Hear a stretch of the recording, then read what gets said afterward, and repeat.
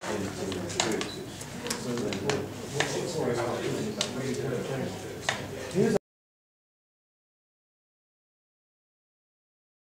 you all for coming. I'm Dolly, President of Warwick Star for this year. So welcome to the talk by Carlos. I just want to give you guys a little short kind of, not presentation, but presentation like, of what Warwick Star is. I'm sure many of you don't even know what we stand for, what we actually do, so I'm going to give a little insight into that. So first of all, we stand for Students Action for Refugees. If you've noticed by the posters put up there. And refugees are asylum seekers, people who kind of flee their country for different reasons, wars, persecution, for different reasons as well, and they seek asylum in another country. And once they're granted asylum, they're called refugees. So what we do is we're part of a bigger national society called STAR, National STAR, and they have different groups in different universities, and we're one of them. So in promoting refugees, what we do is campaign, volunteer, and fundraise. So campaigning is basically just like bust the myths about refugees, and there are many things people think very wrongly about them. People don't understand why they're really important, and that's what we try to do. So for example, you see kind of news articles like asylum cheaters, why do we let in this army of spongers, asylum, Britain opens floodgates. So there's so much wrong misconceptions about them in the media, when the truth is, for example, look at those countries there. The UK is the 11th country that's not on that map. And refugees just take about 0.26% of the population. Yet, they're given such bad representation in the media. Another thing is, for example, asylum seekers do not qualify for council housing. That's understandable. They receive £36.62 per month as allowance, and whilst the unemployed person gets 6, 7 and above, I'm sure by now. They're kept in detention when they claim asylum, just put in this really huge building to just live there. And there's no time limits. So unlike other continental countries in Europe where they have time limits when you need court orders, for example in Germany, in the UK it's unlimited. And the most ridiculous one is they can't work. So if they can't work, they don't have access to any council housing, and they just have no help basically. Yet they've come to seek help, but yet they have nothing. So that's why we basically campaign for them. So the first thing is, so I said campaigning. Mom made the campaign to us. Give like a little 30-second overview of what we do. Okay, so this year our main campaign is called the Equal Access Campaign. And what STAR is hoping to do, it's part of a national campaign with the NUS and National STAR. And what we're hoping to do is to campaign such that individual universities allow asylum seekers and individuals with discretionary leave to remain. So those are basically people who have been recognized as having faced some persecution or in some danger in their home countries, that they haven't been granted full refugee status. And if they wanted to go to university, so let's say your family fled here and you're still in the process of trying to find or to be granted asylum, you would have to pay international fees. And already, under such circumstances, it's so hard to already have the money. You came here because you probably left most things that you've had. So it's very hard for them to be able to afford international fee status. As of now, what we're trying to achieve within each university is for the universities to agree to waive the fees. So what they will essentially do is allow them to pay home fee status. Even as of now, 9,000 is still a lot, but we're thinking that at least it's a step forward. So then after that, then when a number of universities are on board, then we can start working to get the universities to also campaign nationally or to show their support for us nationally. And we're hoping to eventually create change within the UK. As of now, what Warwick Star is trying to do is trying to get as many people to support the campaign within Warwick so that we can go to the university administration to achieve change within the university. So yeah, as of now, that's where we are. At the end though, if you haven't already signed our petition, we'd be grateful if you could just sign our petition. The text is also there, you can read and show your support. Yeah, thanks.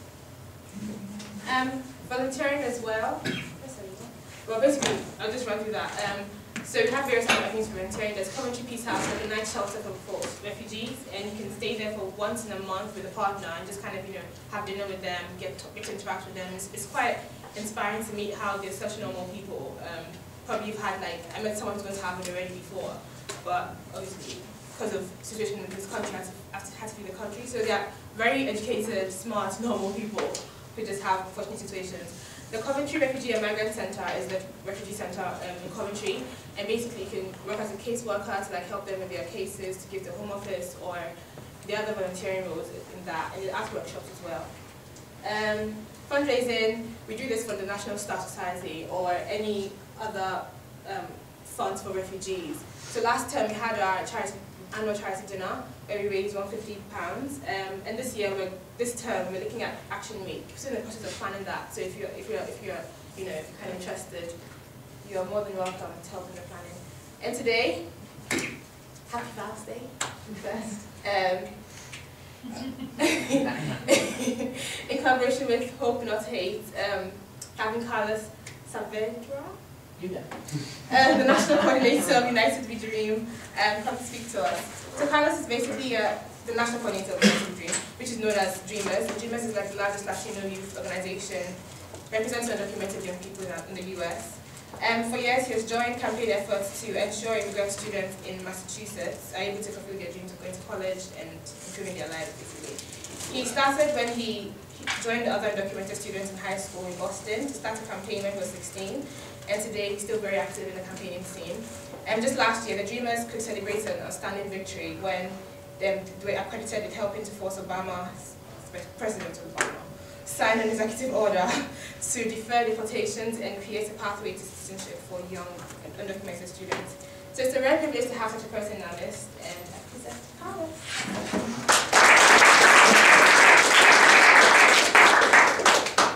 How's everybody doing? Good, okay. I'm gonna try to do my best. I have this crazy cough. I am from Boston, Massachusetts, so it's very cold over there. But let me see if this works. So I want to share just a little bit about myself. I know we're going to have some time to have a quick conversation here today, and I'm very excited to be here. But this is my young brother. His name is Rodrigo.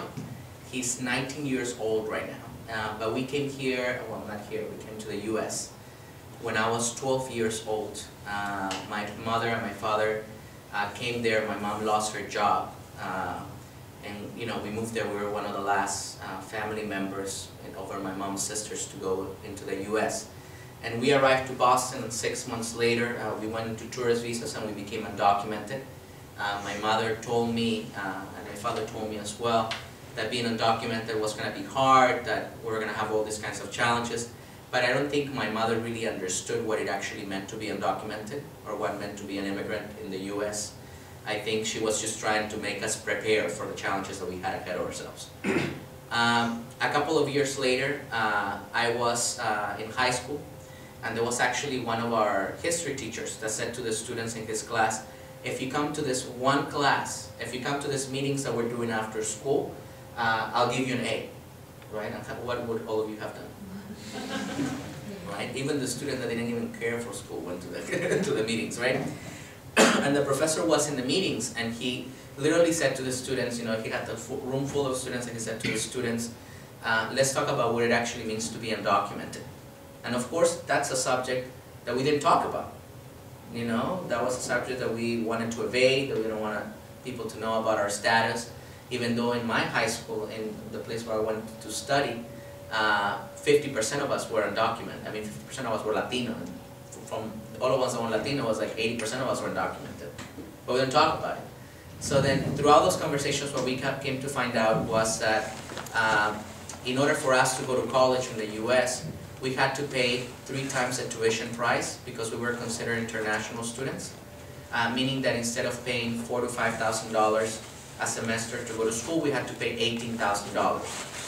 Well, you know, well, I don't know about you, but my mother's a domestic worker, my father is a janitor or a cleaner, I don't know how you call it in the UK, but they don't make enough money to pay that amount of money to go to school. So my friends, they did an event. At this point, they invited me to the event, and I went to Government Center down in downtown Boston, and I heard this young woman. Her name was Monica, one of my friends, and she started talking about being undocumented in the open. And I was like, holy crap. You know, like, my Lord, like she's talking about this stuff. So I went and I said, hey, Monica, I didn't know you were going through this. I'm going through this too, this and that. What do we do? And she's like, no, we're starting a campaign. We're going to fight for in-state tuition, right? That's the tuition went to charge. We're going to go, we're going to fight. I was like, oh, Monica, that's great. So what do we do? Over a period of 3 years, when I was in high school, we went to 80 high schools. We met with all of our 200 state legislatures. We were in the media telling us, we were just out there. And I graduated high school, and we had passed a law in the House of Representatives and in the Senate of Massachusetts. And I don't know about you, but I just had been in the country for 6 years or something like that. And for me, the experience of being a person that we're not supposed to be meant to be in the U.S. by law, even though there's 11 million of us, for us, almost about to pass a law was a big deal. So I remember, going home, being very proud. Graduated from high school. I wanted to be a piano classical player. That was kind of my dream that I wanted to do. That's how I wanted to be happy in the world. But 3 days later, my mother opens a newspaper, and I don't know, does any of you know Mitt Romney? You've heard of him? So Mitt Romney's our governor, was our governor of my state of Massachusetts. So in one side of the newspaper of the Boston Globe, which is our biggest paper in Boston, is Mitt Romney's big face with his big teeth. And he's saying how he's going to veto this legislation, so he's not going to sign it. And that he's going to campaign against all those legislators, and as he liked to call us, all those illegals, that how dare they ask for all these things. But to my mother's surprise, on the other side of the paper is two of my friends and myself, and we're pretty much saying how we're going to beat up Romney. That was kind of our main quote. So my mom is like, Carlos, you're going to get deported, what are you doing? And I said, well, Mom, I don't know, but we got to figure this thing out. At the same time, I went to work at a restaurant because I couldn't go to school. And I was being a busboy in one of those fancy restaurants, that we get to serve $50 plates or whatever like that. And I don't know about you, but my father, he was a soccer player when he was younger in Peru, when he was in his younger years. But every time I have a problem, my brother and I have a problem, he wants to tell us a soccer story. So it could be relationships, soccer story. It could be, the school is a soccer story. And I don't know, but sometimes I just don't get the stories. So I remember I was really frustrated because after we lost this campaign, all the community, all the intensity, all the campaigning, all this stuff was gone. More people didn't want to engage, people thought that we lost. So I went to Dad and I said, hey Dad, I really want to do this. I want to figure this out, but I just don't know how to do it. And he said, well, Carlos, hold on, let me tell you a story. Let me tell you a soccer story. And I was like, oh no, he's going to say another story. And then he says, Carlos, well, and I was like, okay, Dad, I'll listen to you. And he said, well, there's a difference between playing a game and playing for a team. And I was like, Dad, what does that mean? I just don't get it. Can you stop talking about soccer? And he said to me, when you had a campaign, you played a game. You had one thing, and when people play a game, you win, people like it, but when you lose, people go home. But when you have a team, even if you lose, you get stronger. And I was like, oh, maybe I need to build an organization. That's what came to my mind. So, I quit my job, I quit everything else, and I said, we're gonna build this organization, and we built this student immigrant movement, which is kind of our local organization in Massachusetts. We managed to work in stopping deportations of students, and I'll get to tell you a couple stories about that. And we managed just to engage our first actual meeting, our first kind of founding action. We had 400 undocumented students in the State House, and we were able to bring back the issue of state tuition back in the plate. But I want to not just tell you just a little bit about myself, but I want to tell you what has happened with immigration in the last 10 years in the U.S. So, if you see here, in the period of 2001 to 2005, President Fox, and you heard of President Bush, George Bush? Yes, one of our favorites, right? President Bush and those two guys over there, they're on the top, they actually came on September 3rd, 2011. And they had this big meeting outside of the White House. They had a press conference. That's actually a picture from it. And they were saying how they were going to get immigration reform done. They were going to legalize 7 million people in 2001. George Bush being a Republican, having a Republican Congress, he was going to get this done. What happened 6 days later? Or how many days later? 8 days later. 9/11 happened. So in the US, the word immigrant became associated with the word terrorist. And there was a huge level of oppression and repression, against all immigrant communities, because mainly the Muslim community got extremely beat up. Many people got deported. But that really shifted. So in the period of 2001 and 2005, we started to really go back and organize local groups. You know, the student immigrant movement was born. There were groups that were born in different states. But really the movement started to fight locally, just to see if we can win driver's licenses for undocumented people, if we can win people to get access to higher education. I mean, you know, people literally don't have any documentation.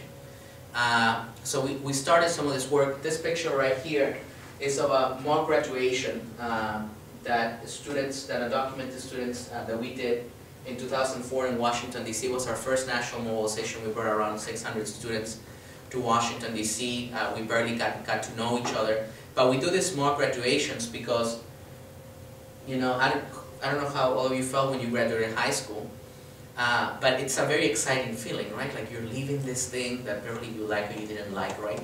And you're moving into a next thing in your life. But for some of us, we had this kind of like bittersweet graduation that at the same time we were happy, we were extremely sad because we didn't know we were going to go to college, we were going to be working at a McDonald's. We don't know what our lives were going to be about. So we restage and we redo this kind of graduations, but we'll kind of, I mean, I have graduated like 50 times, you know, to do this. And one thing that really shifted us in 2005 was that you see this young woman here, her name is Marie Gonzalez. She was put into deportation proceedings, meaning that they wanted to get her out of the country. And we fought a large campaign to stop her deportation. And I don't know about you, but George Bush is an intense guy. You don't want to run a campaign against George Bush and his immigration agents. But many undocumented students did. And we managed to actually save Marie from deportation in 2005. Actually, we managed to save her the day off her deportation. They were just about to take her to the airport. Sadly for us, her dad and her mom, we were not able to save. They did get deported. So we came to understand that we had some leverage, some power, but that we didn't have enough power, and that we needed to go back and build. In 2006, there was a major law called the Sensenbrenner Bill. And the Sensenbrenner Bill said that if you were an undocumented person, you were going to go to jail. If you knew an undocumented person, you were going to go to jail. If you were a priest, if you were a pastor, if you were anything in a religious institution, and you knew your congregants were undocumented, you were going to go to jail. If you were driving, and somebody happened to be a undocumented car, you were going to go to jail. Everybody was going to go to jail. This thing was voted and passed the House of Representatives in the U.S. Congress. And they passed it, and nobody said anything for a good month. But then people started to wake up, and we all started to hit the streets. 40 million people marched all over the spring in 2006. It was the largest demonstrations in American history. And as many people said, the giant was awake. The Latino community, which is one of our major immigrant communities in the U.S., woke up and rose, and millions of people were marching. And because of all of this marching, which was happening literally like every week, the U.S. Senate passed a comprehensive immigration reform bill that literally said that this bill was going to legalize 11 million undocumented people. Now, I don't know how things are here in the UK. I'm barely getting to know, and I wish all of you could be my teachers while I'm here so you can tell me what's going on here. But in the US, for us to come from September 11 to having 11 million people about to be regularized was a big deal. So in 07 and 08, we had some major legislative setbacks. We had 40 million people on the streets one year. The next year we had like 1 million. I mean, it's not a good thing when you're trying to pressure politicians that you have 39 million less people on the streets. You know, but that's where we confronted. George Bush went out and he did this massive workplace race, meaning that they will go to factories where undocumented workers were in, and they will take 300, 400 workers, and they will break families apart. They will live, I remember, this was one of the pictures of the raid in New Bedford, Massachusetts. I worked on this raid, and literally I was organizing with 2-month-year-olds. I had children that were 2-month-old that were breastfeeding that I had to have at the hospital because the mother's in detention. That was the kind of reality that we had to face in 2007 and 2008, or we had to see in factories that they were putting people. There was this thing in Iowa called the cattle of Congress, meaning that it's kind of where they put all the cattle, and they will bring undocumented workers in chains, 10 by 10, and they will literally, just like cattle, will tell them, do you want to get deported? And people don't even know what to say, and they will just move tens of workers. Or people will be wearing ankle bracelets meaning that if you were in detention or you had to wear this thing in your leg, that you had to plug into the electricity for 4 or 5 hours a day. So we suffer all these consequences of detention in 07 and 08. We were in a very hard place. The DREAM Act, which is a law that the students advocated from, it's a law that would grant legal status to undocumented students that came to the US at a young age and wanted to go to either college and the university. So that law came to the Senate. We lost the vote by 8 votes. President Bush sent a letter to every member of the Republican Party and said, don't vote for this thing. So we were very, very pissed off at George Bush for a couple of times. But in 2008, this guy called Barack Obama won the election. And he won by a high Latino turnout. So again, this is my brother. So, has anybody seen the movie Shrek? Have you seen, what's the name of the cat? What's the name of the cat? What is it? Puss in the Boot, something like that, right? There you go. Who said it? Oh, no, you got it, right? So, my brother comes into my room, and he got a scholarship to go to China. And he got all paid for a summer, all this stuff, and he comes to my room with those eyes from like the character from Puss in Boots, big eyes, and he comes and says to me, he thinks because of the work that we've done, stopping deportations and mobilizing people and all this stuff, he asked me, he says, Carlos, can I go? And he just simply asked that, and he just paused and didn't say anything else. And I had to tell him the truth, and the truth was no, that he couldn't go. So I broke his heart, but at the same time I broke my heart. Because I was thinking, I had made a promise to my brother when I graduated high school, that in 8 years, I had 8 years before he graduated high school, that I was going to do anything in my power to get him anything, a work permit, a place to stay, whatever it was to figure out, that I was going to increase any rights and support of my brother. But yet I was here, I had only 3 or 4 years, and I hadn't won shit. I had done a lot of noise, but I hadn't won anything. So I got really agitated, and I said, you know what, my state is not enough. So then we started to build a national organization. I was the first was a national coordinator, and this is one of our big funder meetings. And there was only 7 groups of us, Massachusetts, New York, and Indiana, and Texas, and it's called the United We Dream Network. And I got into this rhythm of traveling 20 out of 30 days everywhere in the US, recruiting students, building teams, and fighting politicians. So through a period of a couple of years, we trained hundreds of students. But the craziest thing is that in 2009, 2010, because of the organization, we managed to do a very direct action campaign. Meaning there's 4 students right here, Gabi, Felipe, Juan, and Carlos. They started something called the Trail of Dreams, meaning that they went out in January 2010 and they said, you know what, they said to the media, we're undocumented, come get us, they say to immigration. But they said, we're going to walk 1,500 miles from Florida to Washington, D.C. for 5 months, and they did. So they said, we're going to do that, come get us. So they got hundreds of people to follow them, people come from town to come see them. You know, we were running the online campaign, trying to make it happen. At the same time, the students across the country, we staged this coming out actions, meaning the students were not hiding anymore that they were undocumented. They started it with the slogan of being undocumented and unafraid. And students hit hundreds of places across the US. People went to meetings, to mall. I mean, you can imagine anywhere people were there. People went to immigration detention centers outside and said they were undocumented. They went and yelled to the immigration officials, I'm undocumented, come get me. And there were just hundreds of students. So immigration suddenly got into this dilemma, right? What do you do with all these people? Because suddenly we're in the shadows. People are not talking, they say that we're illegal. People are a little bit ashamed about their status, and suddenly this becomes a very proudful thing. That we're undocumented, we're unafraid, we're kind of going against immigration. You know, if you don't like me, well, it's your fucking problem. Right? Because we're here to stay. Some of us came, I came here when I was 12 to the US, some of us came when they were 2, when they were 3, we're literally American. We just happen to not have papers. So students came out all across the country, but then we had to intensify our actions.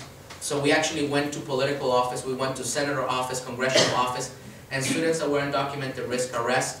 Many of them did civil disobedience actions, meaning they went to senatorial offices, and they went and they, you know, they, sit in an office until they got arrested. Many of them got put into immigration proceedings. Thank God we didn't lose any student to deportation. We were managed to fight every case.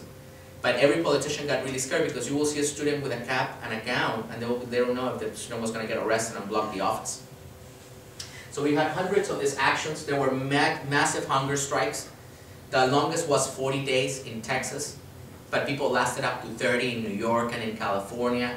Outside of congressional office, 15, 20, 30, 40 people doing massive hunger strikes. I mean, people were pissed. I'm telling you what happened in 01, in 08. I mean, this was accumulated anger, as we like to call it. You can see other actions here. This is in the US Senate. And as you see, all the students are there with caps and gowns. And at the same time that this was happening, there were students in another 8 congressional offices and senatorial offices getting arrested at the same time. And the Washington Post had a picture of, I think, one of the students, I think this girl right here. And literally, I mean, what we were trying to put is, immigration usually when they come, they go to factories, they go to people's houses, they put people in jumpsuits. They really make us look like we're criminals, right? When the only thing we wanted in the US was to just get a job and have a good life. But then suddenly you have immigration arresting these people in caps and gowns, and people in the media saying, I don't understand why you're even detaining those students. So suddenly we started to turn public opinion around. People started to like this thing. And because of this law called the DREAM Act, we call ourselves the Dreamers. So that people will not call us illegal anymore. They will call us the Dreamers. And we're like, yeah, we're a dreamer. That's what we are. So then suddenly some of these actions happened. There was protests happening all across the country. This in Miami Beach, Florida. The students were trying to form the war dream. I guess that's the only way you organize in Miami. And this is us in the. This is one of the teams that we led in this. This is the White House on the back. We set up a mock university for 30 days consecutively to pressure President Obama. It was a very hot summer, but we got to mobilize hundreds of students. We lost Congress in 2010. The Republican Party took the majority, and we did not have a vote on the DREAM Act. So after you hunger strike, after you come out in front of immigration, after you get arrested, after you get to see friends that have been in deportation, after you've been frustrated for a good couple of years, you know that there's times when you have to take actions that have to really be outside of the ordinary. So there is this thing in the US called the lame duck session. I don't know if you have it here in Parliament too, but it's this period in the Senate or in the House of Representatives where the old members that didn't win the election, they still go for like a couple of days and they still can vote. So we said, we have really 30 or 40 days. Can we make them vote? Like, we can still win. So then we said, let's take over Washington, D.C. That was our idea. So we brought 300 students for 45 days to Washington, D.C. It was kind of hard to manage where people stayed, but people stayed at people's houses. And we brought 300 dreamers over there, and we were just like every day around the clock, talking to legislators, meeting with everybody. I mean, people that hated us, right? Like, I remember we were talking to this legislator, Senator Hutchinson from Texas, and we're talking to Senator Hutchinson, and she's just not supporting us, right? But we had my friend Julieta Garibay. She's actually a nurse, but she cannot practice as a nurse because she didn't have her documents. She doesn't have her documents. So Julieta goes, and Julieta gives her all her nursing diplomas to her and says, this is my nursing degree, I'm going to give it to you. And she's like, well, I cannot take that. And she's like, you have to take it, you know, because I have to go to college. This is what I want to do, you know. So we were putting senators in this dilemma of what to do with ourselves. We had this Jericho marches, so we were just going across. I don't know if people of faith are here, but it's a very symbolic walk in the Bible, but we were just walking across the Senate every day for 45 days. And people were saying, who are these crazy students that are working in caps and gowns, right? Across the Senate, holding hands, and what the heck are they doing, you know? Because it was like 300 people holding hands across the Senate, we just stopped traffic the whole freaking day. We had this checks, we did everything to try to, you see all the faces of all the members, this is our walls, this were all of our targets. We literally live thinking about these people every second of the day. This is my buddy Julieta, this is Gabby. And we had these checks because there came a study that said that if the DREAM Act passed, because of tuition, the fees with immigration, the country would get $2.3 billion, right? So we printed these huge checks, the size of that table to here, huge checks.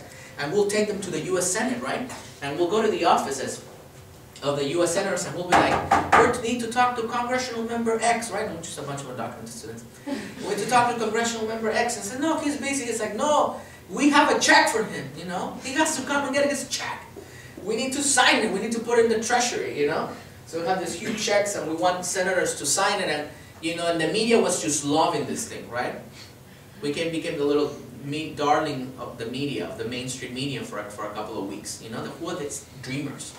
You know, they're different. They're not illegal. They're something else, right? That's what they would say.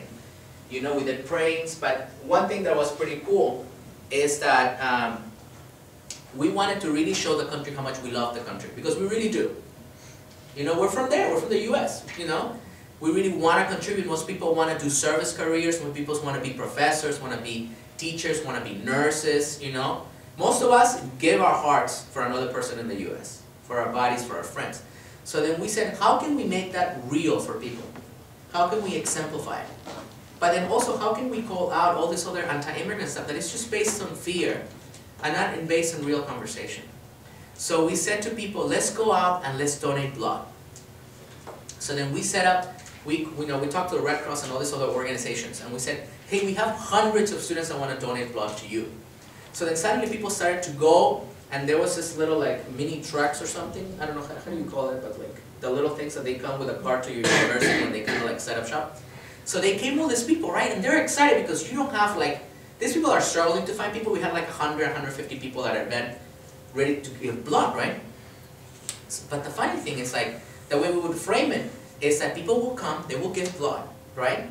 And then we will invite the media right afterwards, right? And then the media will come and say, why are you guys doing this?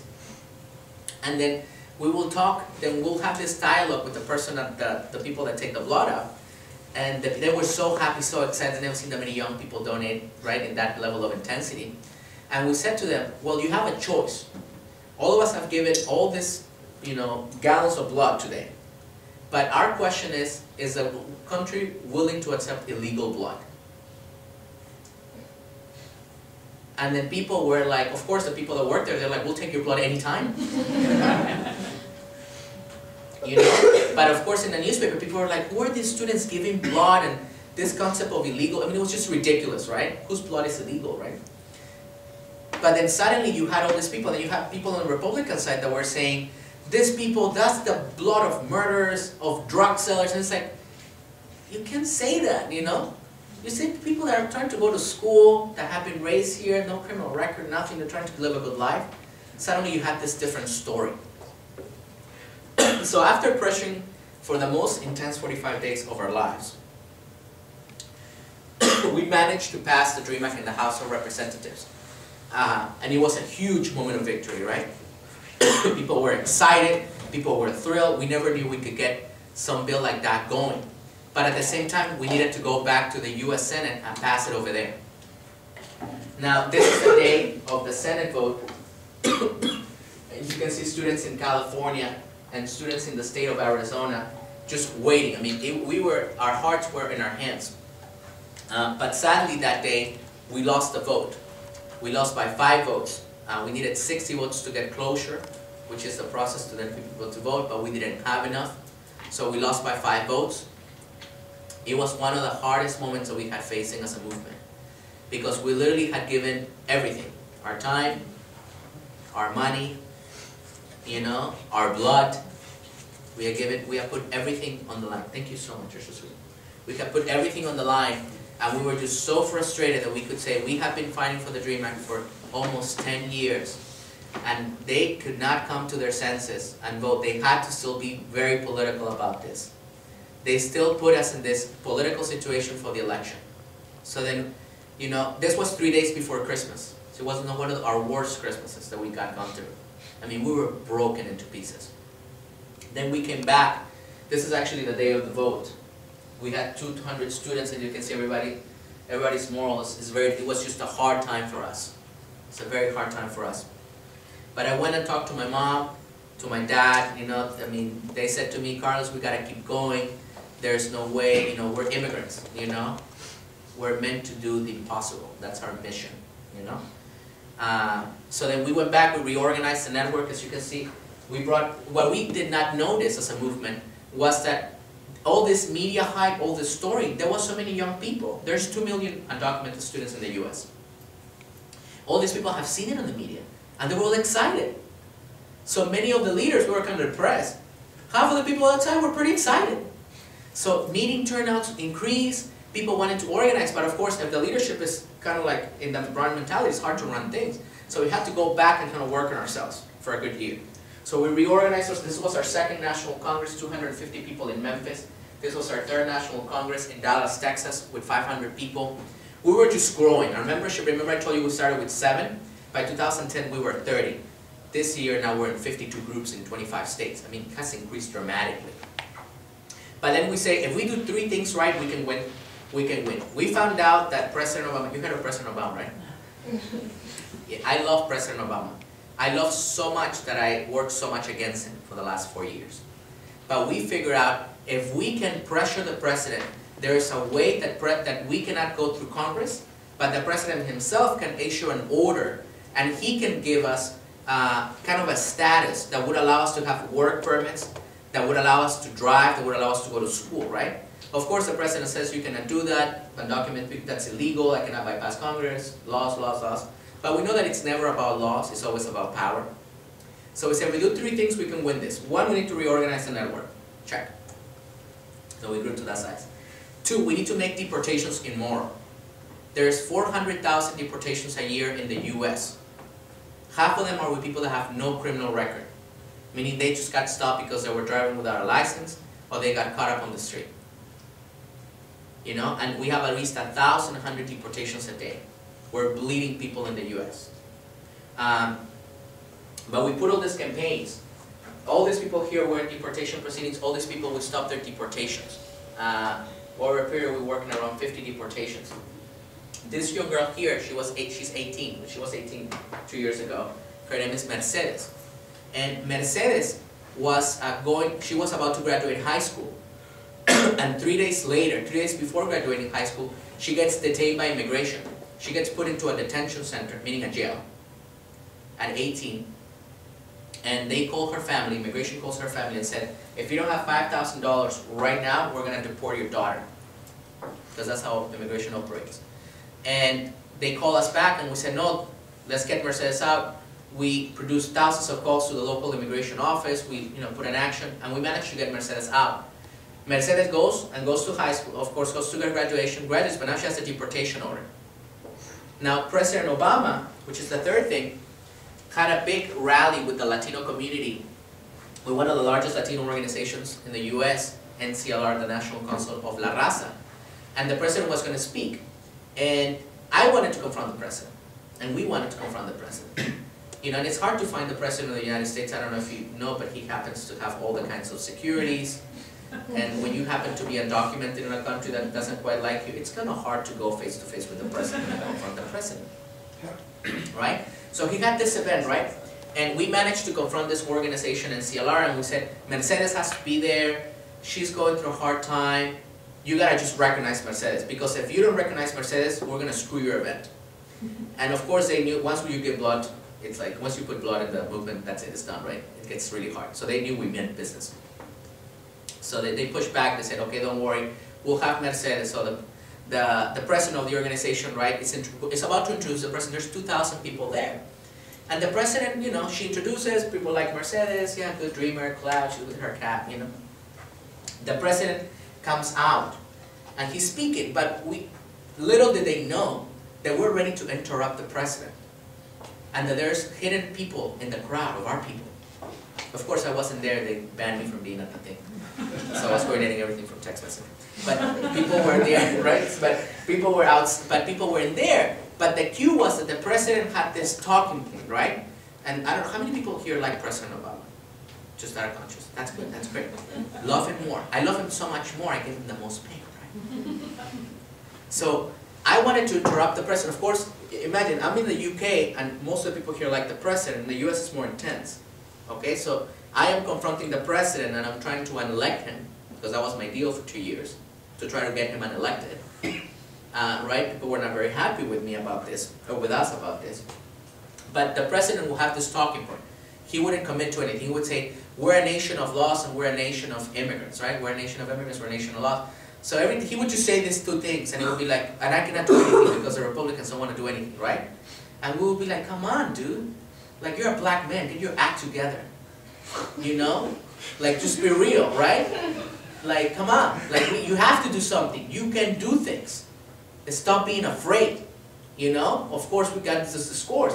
But then the president comes out, and when he would say these words, what he would say in every freaking speech, Mercedes was going to stand up, and that was going to be the cue.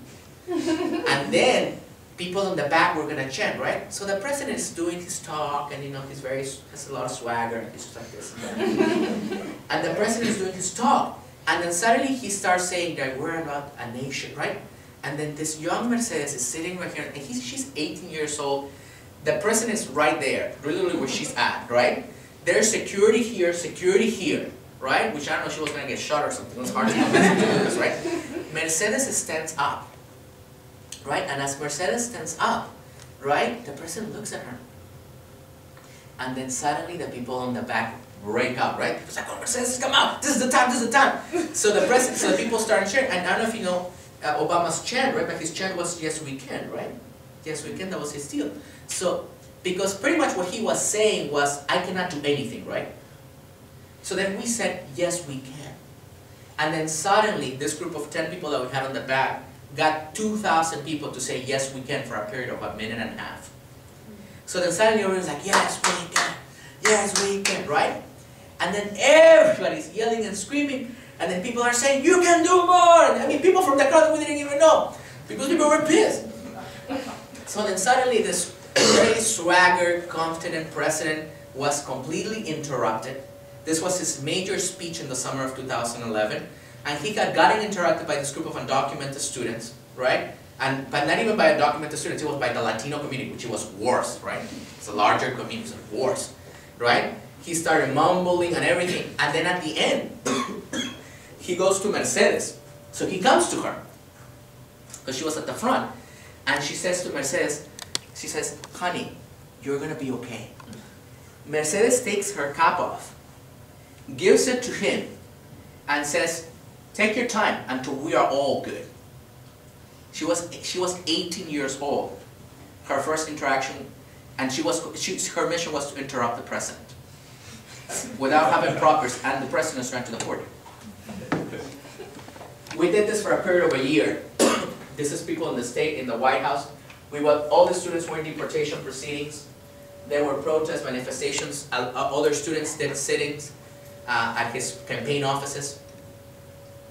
And then we met with the White House, because the White House at some point got like, we don't know what to do with these students, because they're galvanizing this Latino community and this Latino vote that we need to win the election. Because nobody else wanted to go against the president. They were saying we're crazy. Again, who was running on the other side? Mitt Romney, right? And I was telling people, Mitt Romney already stole my dreams, and the dreams of many of us when I was younger. We're not going to let him do it twice, you know? But in the other side, Obama couldn't win if he didn't do anything for the Latino community. That was his dilemma. So he was trying to figure out what to do.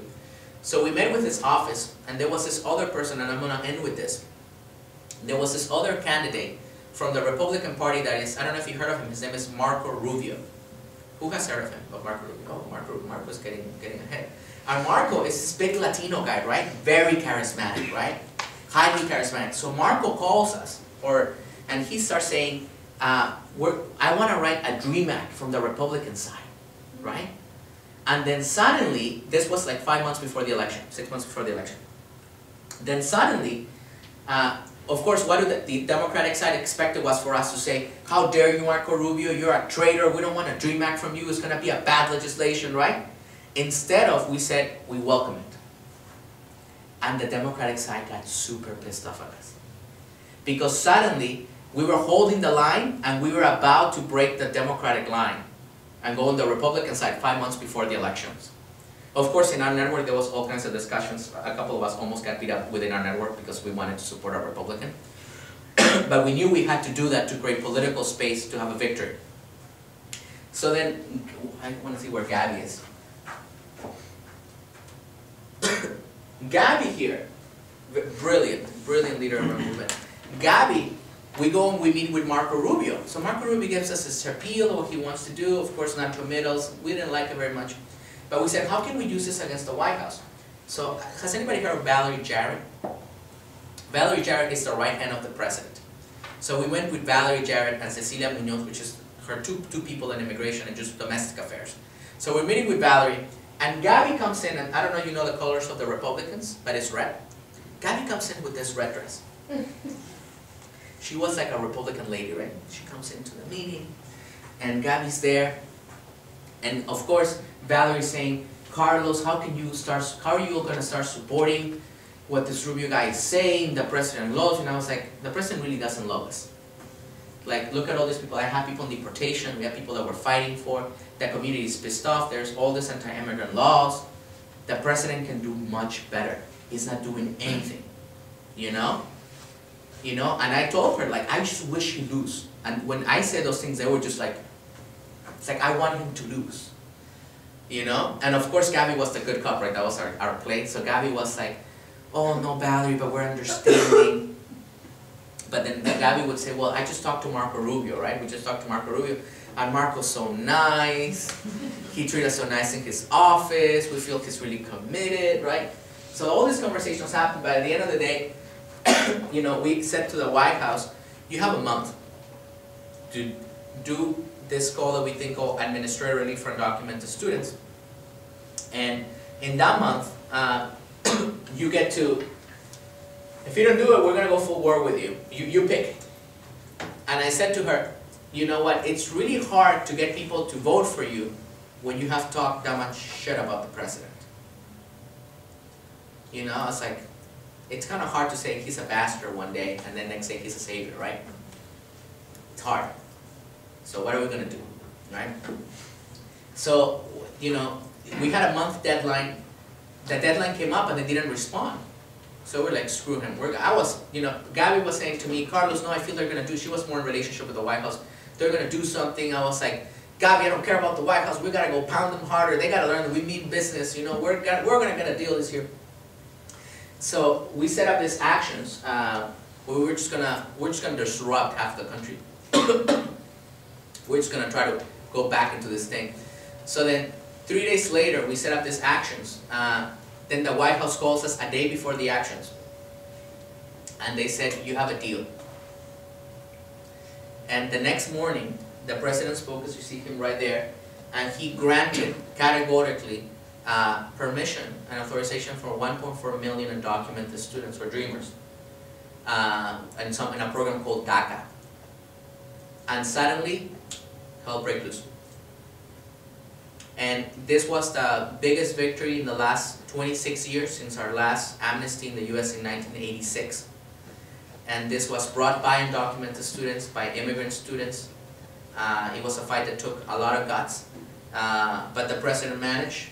He won his re-election. This is actually the same day. So even though he did it, we still went and blocked the street. We blocked a major highway in Los Angeles, California. It's 150 students. And nobody even wanted to get out. The police didn't even want to do anything with us because they were like, just let them celebrate. So, you know, long story short, you know, this is my brother. I'll just finish with this. But this is a picture of his work permit. And this, we managed to win this DACA concession, this DACA victory, 1 week after his high school graduation. And when I was in his high school graduation, I felt the biggest failure in the world. Because I felt that it had been 8 years and I had not won. But, you know, as the saying goes, right, if you want to make God laugh, you should make some plans. So what I learned is that sometimes for us to win, we just need to do this a little bit more. This tiny bit more. So I just needed 1 more week. You know? And this is my brother now. He's going to college. He's 19. You know? And as we have hundreds of students, thousands of students that got in their work permits now. Right now in the US, because of the elections, the Republican Party now is talking good about immigration. Well, not good. They're talking somewhat okay about it. But it seems that there might be a deal. That means that maybe if we do our job right in 2 years, or maybe from 1 to 3 years, we could have 10 or 11 more people documented in the U.S. And I think they call it regularization here in the UK. regularized here in the country. So we're very excited about what's going on in the US.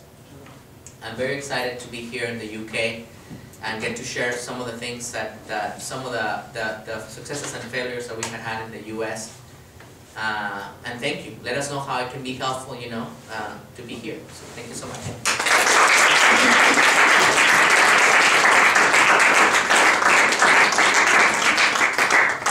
Q&A? Or are we going to do the chat over? It's up to you. Or do you want me to do hope Hope sorry, I'm Don't worry, do your thing. following you, so that's not the easiest thing in the world to do. Very, very quickly, because I'm sure you, like I, just want to now fall in love with him and speak to him for hours and hours and hours. Hope Not Hate's brought Carlos to the UK because we think it's incredibly important that as many people as possible get to hear the story and the heartbreak, but also how much you can succeed in doing from the heartbreak. Hope Not Hate was established in 2004. Our history goes back 50 years, but 2004 when the BNP started doing well in the elections. We were originally called Stop the BNP. That wasn't the most inspirational name. We tried to do what it said on the tin, we didn't. So we renamed, called ourselves Hope Not Hate. So we started campaigning against the BNP in 1999 properly, relaunched as Hope Not Hate in 2004. We have 175,000 supporters in the UK. I hope you've heard of us, but you might not have. But one of the things, there are different fights and different struggles in every country. In our country, it is only 4 years since the BNP got 965,000 votes. If you think about the impact of that and what that happened, we still have 2 established Nazi, I mean, regardless of whatever pretences they have, but we do have 2 Nazi MEPs representing Britain in Europe. We have beaten them at every single election since 2009, but there are still some elections to go before we properly take out the BNP. We're very lucky, I live in the West Midlands, we're very lucky here that we beat them in 2009. It was close, it will be close again. There will be fights, and fights continue against these organisations. We've beaten the organisation. We will continue to beat the organisation, but we're not beating the politics, and we won't beat their politics and their ideology without you. So what I think STAR is an amazing organisation. The work that you do is incredibly important. The work that we do hopefully takes that message out and has the fights in very specific areas. Owen is involved in our campaigning in the West Midlands. He oversees our work here. I help run the organisation.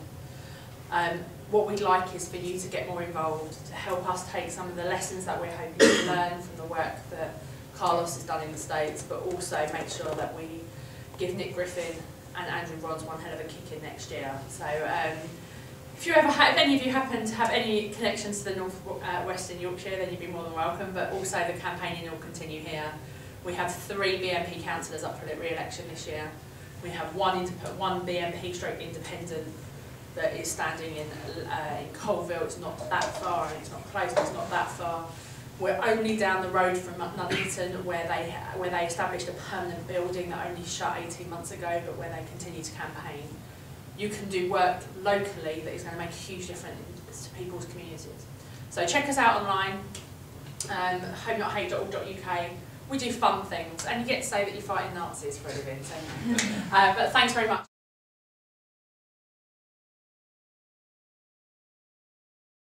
Just, can you make the banner like come up a bit more so you can actually see it? Let us in the right to re-election.